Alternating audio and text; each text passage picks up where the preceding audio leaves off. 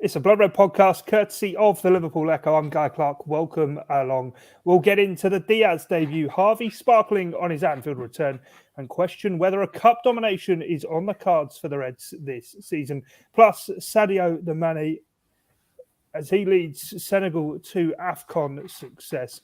And also, we will look ahead to the midweek meeting with Leicester City at Anfield. To get into all of that, I have the Squires, Brownflakes boy, Matt Addison, and a debutant himself looking to steal the show, Richard Garnett. Gents, I trust that you are all well. And Theo, I'll throw over to you first. You were at Anfield for the FA Cup fourth round win over Cardiff City, fifth round with Norwich City to come, but the day all about Harvey Elliott yesterday. Yeah, he was the Mane, wasn't he? Is that what you're trying to do? No, I actually was confused myself with what I was doing, but yeah, I won't lift the lid down too much, but yeah, I had myself playing back through my ears, so it wasn't too fun. Yeah, Harvey Elliott, I think in the first half, it was just a feeling of, let's get this out of the way. We don't care about this game that much. We just want to see Harvey Elliott make his return from injury, and we want to see Luis Diaz make his debut. And sure enough, when the two of them came on, it did lift Anfield. And then you could sit back and enjoy the game and see what they're about. I'm focusing on Elliott. You can tell he's waited for that moment, can't you? Like, I know Jurgen Klopp was excited. Was it Arsenal, Shrewsbury, those games when they're saying he's back in training and he looks so with it and they wanted to throw him in, but they realised they had to be a bit smarter about it. They had to take that bit of time to get him back up to speed. But he didn't look like a player that's been out for, 5 months or whatever it's been. I think he had the second most shots on the pitch for Liverpool. And he's just, even though he's not a Scouser, he's Liverpool through and through, isn't he? He's a boyhood fan. He knows what it means to the fans. He is living their dream. And he just looks, it's like he's never been away. When Liverpool did this tactical revamp in the summer with the advanced right-sided midfielder, it was a role that is perfect for Harvey Elliott. And when you took him out of it because of the injury, it did take a little bit of a while for the other players to get used to it, whether it was Naby Keita, Jordan Henderson, Alex Oxlade-Chamberlain. But he's just that perfect fit in it. And it's remarkable that Liverpool are basically changing how they play around an 18-year-old. That's how good he is. And the fact that he can come back after however long out and play like he did, that's how good he is. It's like he'd never been away and Cardiff couldn't deal with him. His goal was sublime. The way he brings it down, he gets on back on side in the first place and brings down Andy Robertson's cross, kills it completely with that one touch and just drills it into the bottom corner. But then he was getting involved with his teammates, always on the ball, always looking to pick it up and pass it, whether he was drifting out wide, linking up with the fullback or cutting inside. He's just an exciting player. And you forget he's only really been a proper first-team player for 4 or 5 games. Back in August, back in September. He had a good pre-season. He thought, this won't last. It can't last. He's too young. They've still got all these other senior players around him, like Henderson coming back from the Euros. They've got Thiago Alcantara. But you look at him now and he's like, well, he is Liverpool's future. We are talking about potentially a generational talent. And while it could be adrenaline that made sure he was as good as he was against Cardiff, and you've got to remember it is a championship side, it's still at that huge first step. And if you can pick that up and basically just carry on where he left off in September, he is going to be a big player for Liverpool for the second half of the season. Whenever there's an injured player coming back, it's always groans, isn't it, when you say he's like a new signing. But the fact that we've barely seen the real potential of Harvey Elliott before, and there's always that excitement about him, about his talent, about what he can produce, this is almost like a new signing. And it's just incredible to see. Now you've got, 8 midfielders available for Jurgen Klopp. Who the hell do you pick? Who's first choice? Are you going to be playing Harvey Elliott over Thiago, over your captain, Jordan Henderson? And then you've still got Naby Keita there. You've still got Oxlade-Chamberlain. Vice-captain James Milner, Curtis Jones. This strength and depth is looking so strong, but he adds so much to this Liverpool team. It's just a shame he wasn't back a month ago, because then maybe it'd be a bit tighter in the title race, and he could have been that attacking option. But yeah, that midfield role that they've created for him, it is his role. They invented it around what he can do, and now he's back. He might not be in it every single week, but he is the one who's going to thrive most in it. Yeah, astonishing, isn't it, Matt, when you think about that, actually? The dynamics of that is Jordan Henderson's position, not just anyone. The captain of this Liverpool side who's done so much in terms of getting this team to where it has been and where it's been moulded under Jurgen Klopp, that actually this is a guy who prior to this season. I remember in pre-season after the first game, Jurgen Klopp saying we tried Harvey in a new position. He'd never played there before. And yet, as Ian Doyle wrote in his post-match verdict for the Echo, we got a glimpse into the future of Liverpool. Yeah, we absolutely did. And I think it was, really telling that he can just come back in after such a long layoff. Again, as you say, in a position that it's still new to him. Obviously, he's not played it in the time he's been injured. So he's literally done it a handful of times that he's played in that role. And he just looks so natural in there, doesn't he? I think it's a position that suits him slightly better than when he plays on the right-hand side of a front three, just purely because of, he doesn't quite have that electric pace that maybe you need to have on the wing for Liverpool. But when you bring him a little bit deeper, you play him in that kind of David Silva type role, as people were calling it early on in the season. I mean, you can just see how intelligent he is, how much further ahead that he sees of all of the other players. And like you say, it's the same sort of position, kind of in a way. Obviously plays it slightly differently, but it is the kind of Jordan Henderson role on that right of the midfield three. And you wonder what it's going to mean for him, which is crazy to think, just a few months on from him breaking through and coming into this Liverpool team, that you could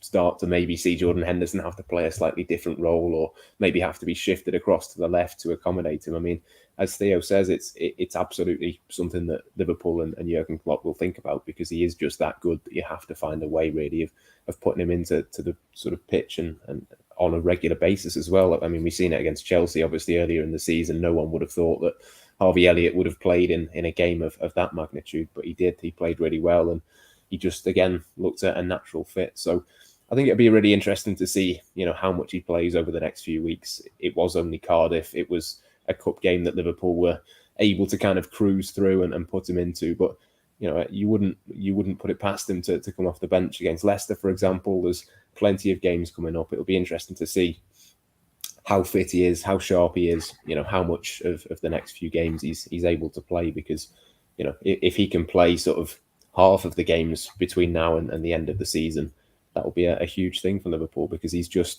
so good, but he's also so different to the other midfield options they have. It is that next evolution, and you can see very much, Jurgen Klopp in 2 or 3 years' time is going to have a team which is centered around him, because he's just a really unique talent, really. Yeah, definitely. Richard, I suppose it just sort of shows modern football, modern fandom, that as soon as the transfer window shut, I was seeing the name Jude Bellingham plastered absolutely everywhere in the few days after it. But I suppose when you consider Harvey Elliott's age, only 18 himself, and the impact he's already had on this Liverpool team, they do kind of already have their own Jude Bellingham within the squad itself, especially given he plays in that midfield role. Yeah, it's incredibly exciting, I think. Just, when you've been out for a few months at any stage of a career, it takes a while to be able to bed yourself back into that playing environment, especially at the high level of football. And yet he's just rocked up on that pitch yesterday as if he'd never been away, as if he was running the show, and just created an energy around the stadium, I felt. I had my son there yesterday, and I thought, you're watching a game at a key moment here, because here's a player who's potentially going to be around for a very long time and looks set to light up the Premier League. He really came across that well. And I left my overriding feeling leaving that stadium yesterday was, Harvey Elliott, wow, what a player. What have we got here? And, the likes of Bellingham being linked to Liverpool, albeit after the window closing, it is exciting, of course. But some of these other young players, Carvalho, and you've also got these other players that have come through, like Kate Gordon. All of a sudden, you're looking at things and thinking, well, 1 minute people are saying this Liverpool team, it's a great team, but it's aging a little bit. But look at the abundance of youthful talent that's coming through now, and I fully expect Harvey Elliott to be right in the centre of it. That's it, isn't it, Theo? And I suppose it goes back to your like a new signing shout you said before. But regardless of that, Luis Diaz is a new signing. Anton's got in touch on Facebook. We're streaming live on Facebook and YouTube as we record this Monday afternoon. And he says, well done, but think we need to go easy on the generational talent thing after you say it's only 4 or 5 games. What did strike me, though, was with the injured players coming back and the new signing with Mohamed Salah and Sadio Mane also away. It's just how strong this Liverpool team is. And I suppose in the space of bringing in one player, another returning from injury, and 2 more to come back from international duty, all of a sudden, this Liverpool squad looks so deep and so full. And go back to Jurgen Klopp's comments right at the beginning of the season when he said, we don't need a Wijnaldum replacement. We've got all these midfield options. Now it's beginning to ring true. Yeah, he really approached it as well in his pre-match. I think it was the embargoed section for Cardiff. He was saying, we're going to have players now who expect to start who are on the bench. We're going to have players who expect to be on the bench who aren't even going to be on the squad. And me and Doyle were talking about this after the final whistle yesterday. It's only really right back you're lacking a proper reserve option. Now Nico Williams has gone out on loan. Like, you think you've got 3 goalkeepers, 4 if you want to include one of the younger lads, or Lloris Karius, which we're not going to do. We'll say 3 goalkeepers, 4 good centre-backs, 2 exceptional left-backs. Like, you just need to give Tsimikas a shout here because he was superb yesterday as well. Midfield, we're talking 8 options, 9 if you want to throw Tyler Morton in there, 10 if you want to say Firmino's little cameo in midfield yesterday is a sign of things to come. And then 11 if you want to throw Minamino in there as well. And then it's 7 forwards, 8 if we include Kate Gordon. It is really only at the right back slot. You don't have a high quality reserve option. And it's the extent that there's now 5 really good players competing for 6 attacking roles that Origi and Minamino, they're just an afterthought. And this was supposed to be a month or January where they were going to be crucial to Liverpool's hopes. And then they've gone and done this business. They've got players back from injury. They might not kick a ball again this season. Like, they might get the FA Cup game, but that could be it. Then Liverpool are in the business end of that competition, and they have to rotate and give, say, Firmino minutes and that, rather than focusing on Origi, who could be out of contract and leaving in the summer. They've just got such depth there, and it's at a time where it's needed. Like Manchester City, they've coped throughout this season better than anyone because their squad is so strong, it's so deep. Even though they don't have a striker, they've got those options, and it's felt like Liverpool haven't. Like, they had the COVID-19 outbreak. Let's make a point of saying they lost 2 players to COVID for this one against Cardiff. Yet you wouldn't have noticed that the squad was still that strong for it. And that's why they're clear at the top of the Premier League table. But this must be the first time in 18 months, 2 years, where Liverpool have actually going into a game where they might have pretty much the whole squad available to them, which shows how badly they've been stung by injuries. Like, you can have fans saying, oh, they were stupid not signing a midfielder in the summer, or they're stupid not signing a new centre-back last year. They thought they had options. It's unprecedented to lose all 3 of your centre-backs to season-ending injuries when you've still got like a Fabinho or a Henderson to be a backup, or a youngster you can call upon like Phillips or Williams. This year, thank God they had so many midfield options. Otherwise, they'd have been in the same boat there. Because they were able to say we've got 8 or 9 options, they could afford to lose 6 of them and still put a team together and still compete and still be second in the table, only a few points behind. But now everyone's there, and Klopp's got such a dilemma on his hands.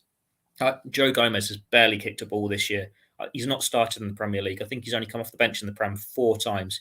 He's only played centre-back 3 or 4 times.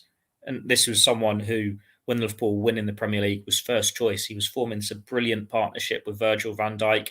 He looked like he was going to be first choice for club and country for years to come. And now you're looking at it going, if he wants to leave, you can't really keep him just because he is that good. He deserves to start. But if he's going to be 4th choice in the pecking order, that's incredibly harsh on him. And then, is Firmino now out the scene? Like, you've got Diaz in there, you've got Jota in there. Is this the beginning end of Sadio Mane, who's just put in an excellent Africa Cup of Nations tournament? Midfield options. Curtis Jones seems to go from in the starting 3 to right at the bottom of the pecking order every month. There's that depth there. Alex Oxlade-Chamberlain, he's been superb for the last couple of months, but now he could drop down right to the bottom of that pecking order. But then that's what you want. Like Klopp said, these players have got to really push each other now. Like, we've seen how well it's worked at left back. Now it's got to work for the rest of the team. If you've got a quality player who can also play in your position, he said, you better perform. And this is the perfect example. The Cardiff game, when they can make so many changes, players can state their claim. They can come back from injury and show what they're about. They've got 4 trophies they're up for this season. Now, a month ago, we'd have said, maybe you're in for 2 or 3 at an absolute push. We wouldn't expect Liverpool to go far in both domestic cups and the Champions League. But don't want to give up on that Premier League title yet. Now you've got this depth back. Now you've got that new signing. You can give the squad a boost and lift training. Now you've got players back from injury. You can do the exact same thing. They really are going on all fronts for every single trophy. And as long as they pile on the pressure and all these players are performing, they're pushing each other, there's no reason why they're not going to win trophies this year. Yeah, we'll get on to that shortly. But before we do, let's talk about Luis Diaz, Matt. And he came on, there was that scare when everyone thought he suffered a horrible knee injury. It was a horrible knee injury in the end. Aidan Flint's size 11's breaking down. It won't be pleasant for Luis Diaz. Welcome to English football. But what did you make of his brief cameo off the bench?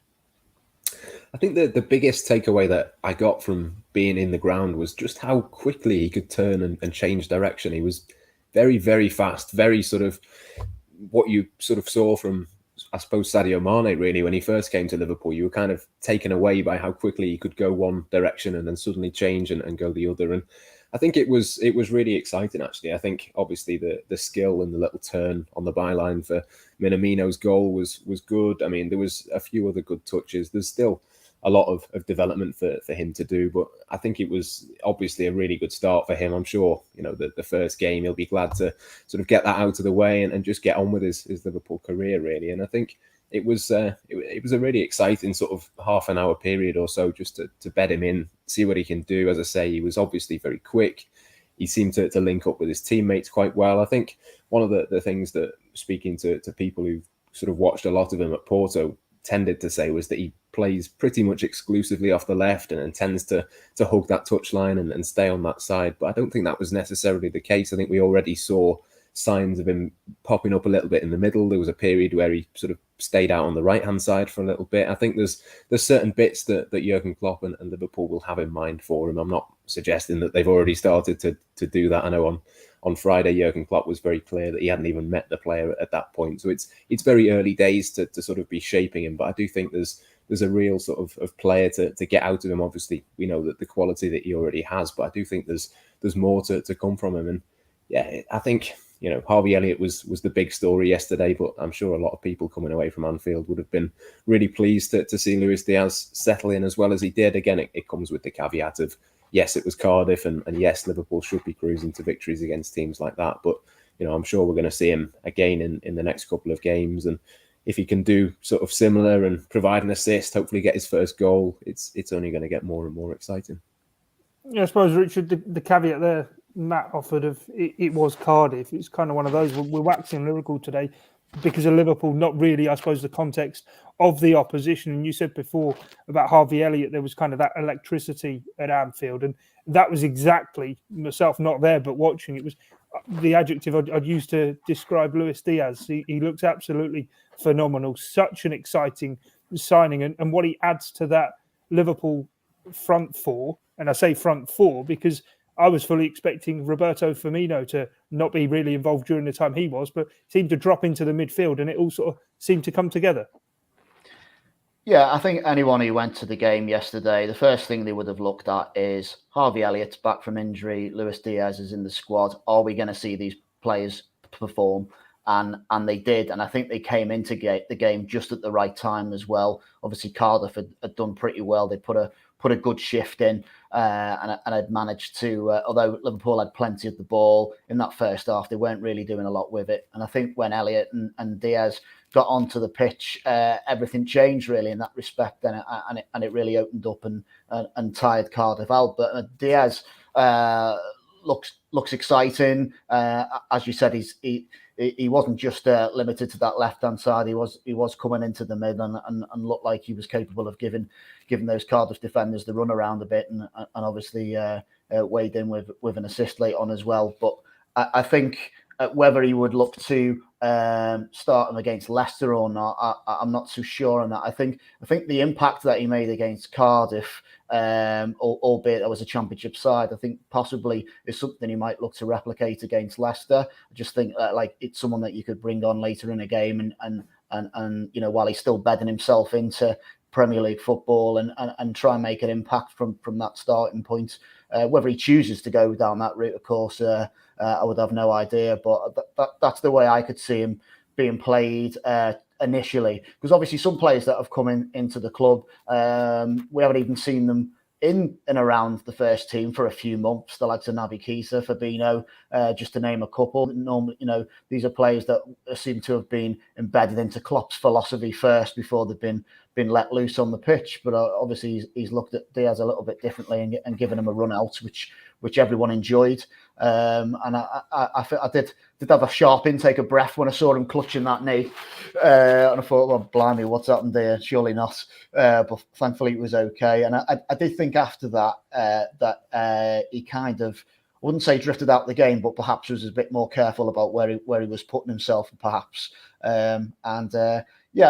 Hopefully we'll see him again on Thursday. But I have a feeling it might not be from the start.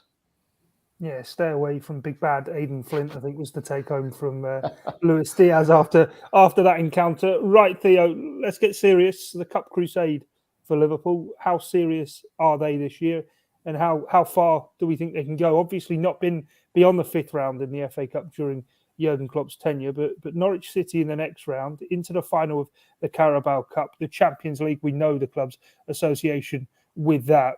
Real chance to fill up the trophy cabinet this season, isn't there? Yes, there is, and it kind of feels like a surprise because of what happened to them last year. But at the same time, it shouldn't feel like a surprise because if you take out the injury crisis and the pandemic, they'd have been competing for honours last year. They were stung by that. They had their efforts taken away from them when they could have been going for the title again, or they could have been going for the Champions League. They just had to get over the line, get into the top four to maintain their momentum. Now we're seeing them go for honours again. Against Chelsea, these are the second and third best teams in the country. If you want to be honest about it, depending on how you view City, it is going to be a tight game. But you know what Liverpool are capable of on the day. You know what Chelsea are capable of on their day. They've had two great draws this season. You expect it to be a tight game, but Liverpool, actually both of them, have got their winning mentality. Chelsea could be going into that game as champions of the world, as Liverpool were a couple of years ago. They've both been European champions. It's going to be a really intriguing one. I'd like to think Liverpool, with this strength and depth, can have enough to see off the game. But it's just, 90 minutes, 120 minutes, maybe a penalty shootout. That's your first trophy of the season. That's as close as it is. FA Cup, it's quite a nice fifth round tie. Norwich at home, beat them in the League Cup. Going to have them one away against them on the opening day of the season. Got them again in the league in a couple of weeks' time. You think they should have enough to beat Norwich. And then it's just how the fixtures fall, how close you are in Premier League contention, what you do in the Champions League. If you keep pressing, if you manage to get a nice, comfortable win in the first leg so you can rotate players in the second leg, that will decide how far they're going in all these competitions. You're at that stage where we're talking about all this depth. They should have enough to do what City have been doing for a few years and competing on all fronts. There is no reason why they can't, but you're at the mercy of the fixture list and who you've got available for each game. Like we could be having this saying how great things are for Liverpool now, where they've got all these players fit, available for games. They could just have an injury crisis right around the corner, or another COVID-19 outbreak, and have a few players out for a little while. It's just at mercy of all this. But Liverpool are one of the best teams in England, in Europe, in the world. They should be competing for honours. They should be winning honours. They've got a chance of winning the League Cup. They're going to have a chance of winning the FA Cup. They're at this stage now, and they can go for it because they've got that depth. It's a trophy. You can't turn your nose up at a trophy. Champions League, don't want to get too carried away for it just yet, because I don't think you ever predict you're going to win it in the round of 16, do you? It's when you get to the quarterfinals. That's the business end. That's when the final's in sight. You see which big names are left in it. You dream of all these big European away days, and see how far you can go. They've done it before. They've got to the final twice. No reason why they can't again.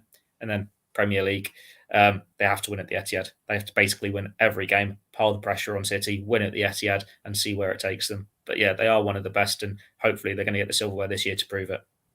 I was going to say, Matt, do Liverpool have to... Is this now the time where they say, where are the priorities? It's the last 16 of the FA Cup. It's the last 16 of the Champions League. It's the final of the Carabao Cup. It is the business end of the season. The Premier League points gap and deficit is what it is.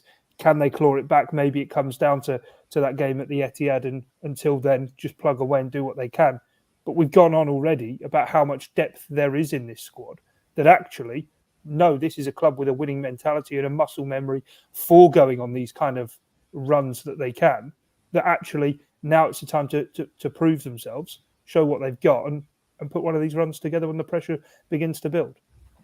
Yeah, there's no reason, I don't think, to prioritise one over the other or pick and choose. I think even if Liverpool make 11 changes now, you're pretty happy that they could beat most of the teams whether that's the Premier League, whether that's Norwich in the FA Cup, whatever it might be. I mean, you can make wholesale changes now with the players that they've got available, and it doesn't make that much of a difference. Obviously, it's not quite as good as the first choice 11, but it's not a big gap. I think that is the extent of the squad that Liverpool have now. So I don't know. It's one of those where I think it might become clearer the further down the line we get. Maybe in another month's time, City have extended the gap, or maybe the gap is the same, and maybe you make those decisions then. But right now, I think Liverpool have just got to go on all four fronts, really. I think it's the Leeds game, isn't it? It's been rearranged a few days before the Carabao Cup final. But I mean, you can make 5 or 6 changes against Leeds and still beat Leeds at Anfield for sure, because 5 or 6 changes might mean that Thiago comes in, or Naby Keita comes in, or it might be Firmino plays instead of Jota. Like, the swaps that Liverpool can make, it's not going to be a case of being so weak that you drop points and then go into the Carabao Cup final. It's a case of they can win, a number of games in a row. Obviously, as Theo says, things can change quickly with COVID, with injuries. But right now, there's no reason to prioritise or pick one over the other. They can absolutely win every game they go into. And as I say, even with 5 or 6 changes against 95% of the teams they're going to come up against, even with 5-6 changes, you'd still make them, heavy favourites to win the game. So yeah, that's why it's so exciting, isn't it, for the rest of this season? They've got all of these possibilities open to them, and Harvey Elliott, Luis Diaz, and Thiago have just really added to those as well. So yeah, all positive, all exciting stuff. It's worth pointing out as well that it's only the Premier League that you're not allowed to make 5 substitutions. So for all of these fronts, they can change half their team if they want to. They can leave a Salah or a Van Dijk or a Fabinho out of the starting 11 if they want to rest them. And if things are going away from them a little bit, bring big players on at half-time or at the hour mark or at the 75-minute mark. We saw how well that worked against Leicester earlier in the Carabao Cup. If you've got that strength on the bench, it's a bit of a gamble, but it's there for you to be able to need it. So they can still manage this fixture list rather well. It puts them in a good position, but it puts City in a good position as well. Or you can do it the other way around, of course, can't you? You could play Salah or Mane, get 2 or 3 goals up, and then take them off and do it that way. That's been a long trick of Jurgen Klopp's, hasn't it? Yeah. Bringing those front 3 off and keeping them fresh, albeit they start a lot of games. They don't actually tend to all finish them. And you mentioned there about the 5 subs in the Premier League. For now, you can't. It seems obviously next season with IFAB looking to push it through in March that actually 5 subs may well become the norm. We'll have to wait and see if the Premier League do fully adopt that law change or not. But in terms of kind of how Liverpool are competing on all fronts, I know I'm not here to give opinion. I'm going to give one now, though, and I think I've made it clear over the last few weeks. I think the title race perhaps is beyond Liverpool. Maybe they can work themselves back into it. But Richard, looking at those other 3 competitions, would it be beyond greedy to say, actually, by the end of the season, Liverpool want to be looking at having landed at least 2 honours this season, whether it be a domestic double in the Carabao Cup and FA Cup or the Champions League? I think that's entirely realistic, to be honest with you. I would kind of probably be of the opinion that perhaps the Premier League might be a bridge too far. As it was said earlier, you should never give up on it. It's probably too early to give up on that. And I'm sure City are, as much as they look like a machine, most of the time they are capable of dropping points. The problem there is it's just the margin for error is so small for Liverpool that they need to be a machine themselves. So I'm just doubtful whether they'll be able to get that over the line. And then when you look at Klopp's record in domestic cups, and it's not fantastic. But here he is. All of a sudden, he looks to be taking these trophies seriously, and whether that's just because his squad has developed over time. But like yesterday, I did think to myself, what sort of side is he going to put out here? Is he going to go with a more youthful side? Will he have Tyler Morton in the middle? Will he have Cade Gordon up front? It was pretty much as strong a side as he could have picked, I think, within reason. And they've got the job done. They've got another home game in the next round. And as you say, all the Thiago coming back in and Elliott and Diaz, all of a sudden, they do look very capable of being able to compete on all fronts. And I think, the League Cup finals are a difficult one, isn't it? Because Chelsea are such a good side and such a tough nut to crack. That could go either way, couldn't it? I would always back Liverpool in a situation like that, but you could end up playing well in that game and losing it. But I do think I'd say 2 trophies. I think it is realistic. If they've got a chance of going deep in the Champions League and the experience and the know-how to do it. Put it this way, if he didn't walk away with at least 1 trophy, I'd be severely disappointed.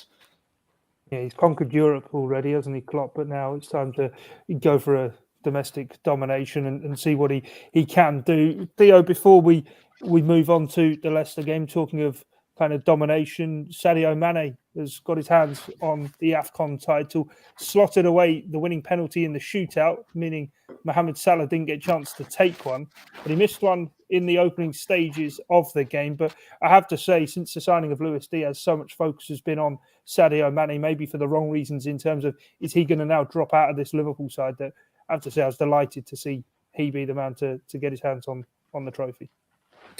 Yeah, definitely. Like, it's in a funny season for Sadio Mane. I think the journalists were talking about it after the defeat at Leicester. He was on, I think, the longest goal-scoring drought of his Liverpool career. And it's like, it might actually be a blessing that he's got the Cup of Nations, because he can go away, he can be the main man, and he might be able to find some form, find some confidence. And I know he scored a couple of goals, didn't he, before he went away for it. But it has been his tournament. He's been player of the tournament. He's got some goals. He stepped up for big moments.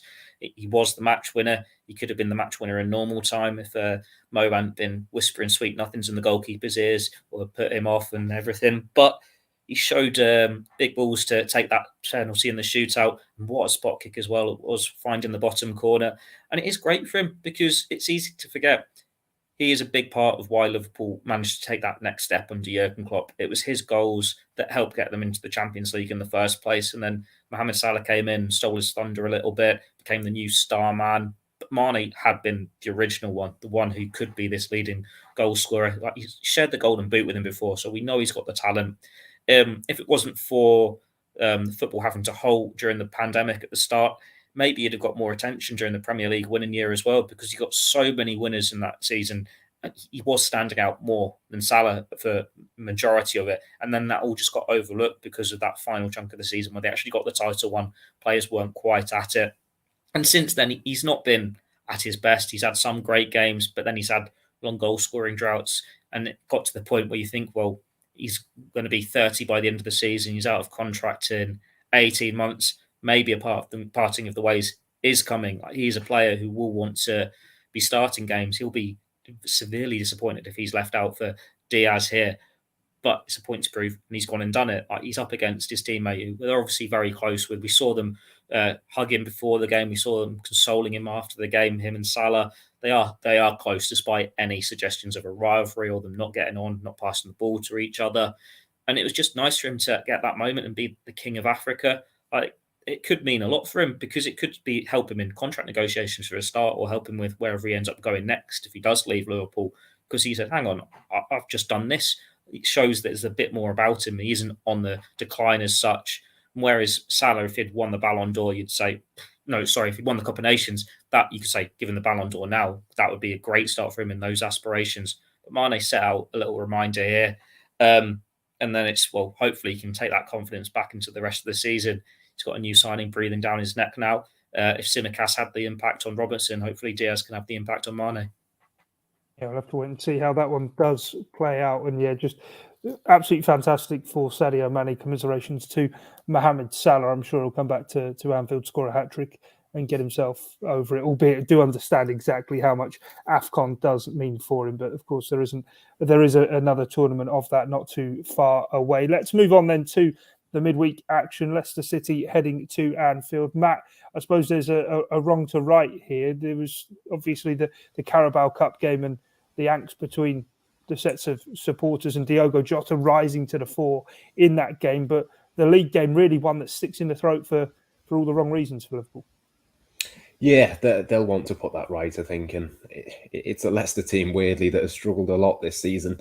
Certainly, judging by what Brendan Rodgers had to say of his players over the weekend, hasn't been best pleased with them of late. And yeah, that game does sort of stick in the back of your mind, doesn't it? It was a low point this season. There's been lots of high points, but Liverpool certainly didn't play particularly well on that occasion. But yeah, I mean, look, you don't want to speak too soon or say anything to sort of jinx it, but the way that Liverpool are, the squad that they've got now compared to what Leicester are doing and the struggles that they've had. I mean, they've just got battered by Nottingham Forest, wasn't it, over the weekend? I mean, you just can't see anything. Forest.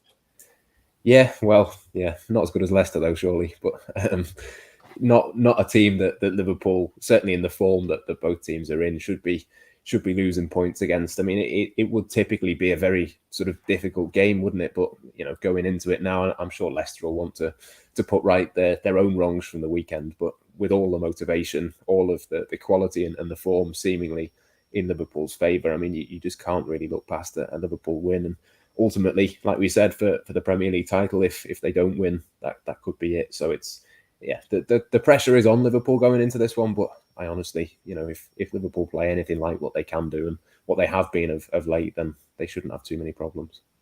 We're not a Leicester City podcast, of course we're not, Richard, but have you kind of... What he felt like it last few weeks. Spoken about him far too often, played him far too often.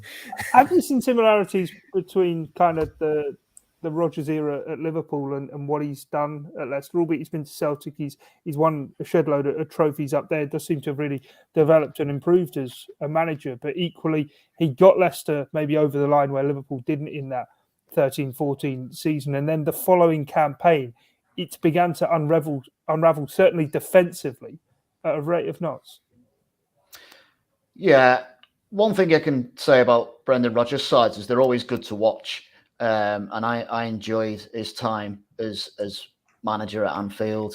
But although it definitely ended at the right time, if not a little 6 months too late. But I think he's that style of play that he has. He's took that to Leicester, and with the talented players that they've got at their disposal, he offers a good product which people enjoy to watch. And if Leicester were playing on a Sunday afternoon and Liverpool or whoever wasn't involved, it was just a neutral game, then would have watched it definitely. And I think that's kudos to him. Defensively, they're maybe not the best. And obviously Liverpool have got the players to be able to exploit that. They always seem to perform pretty well though against Liverpool. I think that's something to be wary of. I'd like to see a fast start on Thursday and try and put it to bed as early as possible if that is at all a possibility. But Liverpool have got the players to be able to get round the back of them and cause problems. And I just think as long as the concentration levels there, you don't give them a sniff of getting into the game, because they have got players like Maddison who can really hurt you if you give them the opportunity to. But I would still, having said all that, I would expect Liverpool to win on Thursday. Yeah, we'll get to our team selector and match prediction now then. So we will pick our team to face the Foxes at Anfield. Alisson Becker, I'll make the brave shout saying he can be between the sticks, having been driving around listening to LA on loop. But Theo, what about the back four then? What are you thinking? Trent at right back. Yep. Robertson back in at left back, which is harsh on Tsimikas, but Robertson is still first choice for now. I think I want to keep the centre backs the same, because Leicester, we saw at Anfield, and actually saw at King Power as well, they like to run in behind the Liverpool defenders. They like to try and break that offside trap, and it has caused them problems in both those games. And with Vardy might be out, but they've still got Daka, they've still got Iheanacho. That is a lot of pace. Konate's got a bit more pace than Matip, so I think it's a good game to keep him with Van Dijk. He did pretty well against Cardiff, admittedly, Championship side. But if that is going to be a more long-term Liverpool partnership, we need to see a few more games from him to forge that relationship that he'd already forged with Gomez, with Matip. So, yeah, no reason why to change those. Might as well keep them together, see what they can do against Leicester City. Yeah, just quickly come back to you on that. As you say, you feel now it's kind of the time to actually... Konate's had enough time to kind of bed in, hasn't he? Actually now give him a consistent run. And with Tsimikas, at what point does the question get asked that actually... for a league game when Robertson is fit, he is put in ahead of him, not just because Robertson needs a rest, but actually due to his form, because this year he's been brilliant when he's been in. Yes, he has. And Robertson did have a shaky start to the season with the Euros and the injury. But I think it's probably since the start of December, Robertson's been really good again. He's been getting lots of assists. He's been getting forward. Sort of didn't lose his way, but the pressure, the attention was taken off him when he got that red card. Like, you sort of forgot that he was back to form, and he had to prove it again a little bit. But he's still been great for these last few weeks. And I know Klopp's come out and said he can't just stick with the players that have been good for him. He's got to choose the best team for today, not the best team for yesterday. But Robertson is still young enough to be in the best team for today when he's on form. It is harsh on Tsimikas because you'd say there's probably 18 teams in the Premier League he'd be first choice for. Depending on how strong you want to go on some of these fullbacks, I could say he's a lot better than a Kieran Tierney. Just see if I'm getting that reaction there. There it is. No, I mean, you'd argue you'd even get in City's team given they don't really play with a left back. But Cancelo anyway. plays left back, so I didn't want to go for that one. Yeah. But anyway, you said you're picking a team for today. Matt, I want to know about Thursday's team. What's your back four? I'm going to agree with Theo, actually. I'm going to bring Robertson in. Trent will definitely be in. And just sort of looking ahead, I think probably what Jurgen Klopp has done in the past is play Ibrahim Konate for a couple of games and then Matip for a couple of games. And where Joe Gomez fits into that, I'm not quite sure. He was incredibly unlucky to miss out, obviously, over the weekend. I was disappointed not to be able to see him because I still think he's got a long future ahead of him at Liverpool if he can stay patient and find his way back to form and full fitness. So, yeah, I think you go with Konate for this one. Then have Matip for a couple and just continue like that, really. I think you've got to go strong, and given the fact that Konate has played over the weekend, I think it makes sense to keep with that rhythm and go again for him. Richard, you're going to chop things up on your first team selector, or you going with the same back four? I had Matip in it. All the rest of it was the same, but I did have Matip in it. I just think he's been outstanding, although I do think that Theo and Matt have made a very good case for the inclusion of Konate, and I do reserve the right to change my mind. But yeah, I did have Matip in, but I think Konate, the pace thing is a good point. So I'll back down. Yeah, no, Matt, what about the midfield then? Yeah, loads of options, isn't there? I mean, Fabinho, we would assume, would come back in. You'd imagine Jordan Henderson will be there. And I'm going to go with Thiago, which is probably on paper the strongest midfield Liverpool have. I think I'd probably go for those three. I know there'll be a lot of shouts for Harvey Elliott to come in, but I don't think that's necessarily going to be the case from the start just yet. I think there's, obviously Alex Oxlade-Chamberlain was like Gomez. He missed out. He could come in. You've got Milner and Keita and so many options. But yeah, even with everyone fit, I think for me, it still comes back to Fabinho, Henderson and Thiago. But I'm sure we might see another little glimpse of Harvey Elliott, hopefully off the sidelines. Theo, what do you make of that? Are you going with that, or? It's such a hard one now. They've got so many players available. Thiago was the last sub brought on, wasn't he, against Cardiff? Now, was he last man brought on because he was the one who was not as fit as Harvey Elliott, or because they're saving him for the Premier League games? It was just giving him a few minutes. You might as well tread carefully with some of these when you've got these options at your hand now. So I agree, you start Anderson, you start Fabinho. I'm assuming Fabinho was completely left out because he'd been away with Brazil. So it's like, I'll give him the weekend off, let him have a rest where most of his teammates had over the international break. And then Oxlade-Chamberlain, you don't want to rush him because we've seen a few players who've got COVID and then they've not been as good when they've come back. It's taken time. Let him have the minutes on the training pitch to get fully up to fitness again before putting him in. It'd be harsh on Curtis Jones to drop him. It'd be harsh on Naby Keita to drop him. Thiago, if it is just they brought him on last because they wanted to save him for Leicester, fair enough. Start's been this one because he on paper he is in that first choice Liverpool midfield. But I just think that he was further down in his recovery. It was getting him those minutes as part of the recovery, like they did with Minamino against, was it Shrewsbury, I think, at the start of last month. So they're going to tread carefully with these players. So I'd say Naby Keita. I agree with Matt. We'll probably see Harvey Elliott off the bench. He's another one. You don't want to just rush too soon. It was a very exciting glimpse we got against Cardiff, but let's have a few more glimpses like that. And then he can start against Norwich in the FA Cup and then explode when they really need him to in like Champions League final, Champions League semi-final, something like that. Save him for when it really matters. Tread carefully with these players. They're coming back from injury. You've got the depth, use it. Right, okay. So what were your three names? Henderson, Fabinho, Keita. Brilliant. Got there in the end. Richard, your midfield three? I'd go with Henderson, Fabinho, and I'm going to play the wild card in Elliott. See what he can do from the start. Going to go from the start. Stick with you then for your forward line. Your three names for the top end of the pitch. I've changed this about 3 times I was already. going to say, normally the stock answer is the front three, but Well, it feels now as though we're going to have a bit of fun with this. Used to be easy, didn't it? I'm gonna go Jota down the middle because I just think he's absolutely outstanding and has just made that position his own. And I haven't changed my mind from this morning. I've decided. I think Mane is riding a crest of a wave now after last night and could have a positive impact coming back in. As long as with the travel and everything, they're okay. And I think it's inconceivable that you could leave Mo Salah out. So if they're fit and raring to go, I'd go with Salah, Jota, Mane, with Diaz to come off the bench and cause some fireworks and Firmino there to tidy things up as well. Yeah, it'd be interesting to see with all of that. Matt, your three names?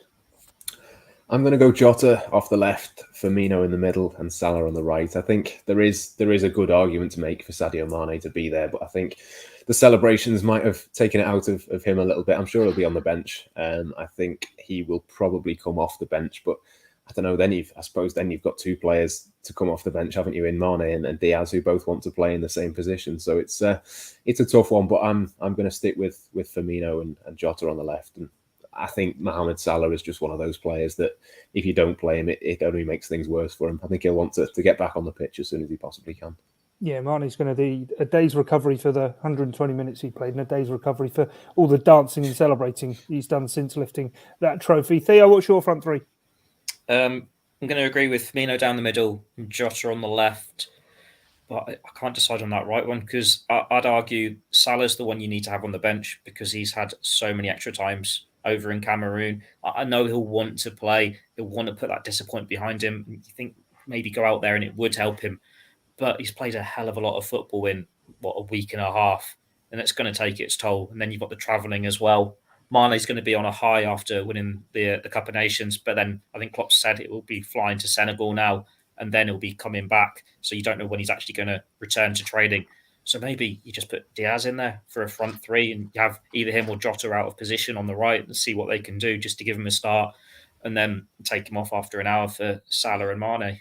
But yeah, for this one, I reckon you can protect the African lads a little bit because it will have taken its toll. They've played a lot of football in a short space of time. And then the travelling, use the players you've actually been able to see in training. And it's going to be another 3 days in training for Diaz. If he can do what he did against Cardiff off 1-2 training sessions, it should put him in a good place to start. Right, okay. Quickly then, match result predictions. Theo, Richard, then Matt. Theo, you're up first. 2-1 Liverpool. Richard? 3-1 Liverpool. 3-1. 3-0. Right, we'll have to wait and see if that is how it does play out at Anfield. Remember to stick across all of the build-up here on the Blood Red channel. Of course, plenty to come on the Liverpool Echo as well, where you can follow the match with the live match blog and plenty of post-match reaction. But for myself, Guy Clarke, Matt Addison, Theo Squires and Richard Garnett, thanks for your time and your company. It's bye for now.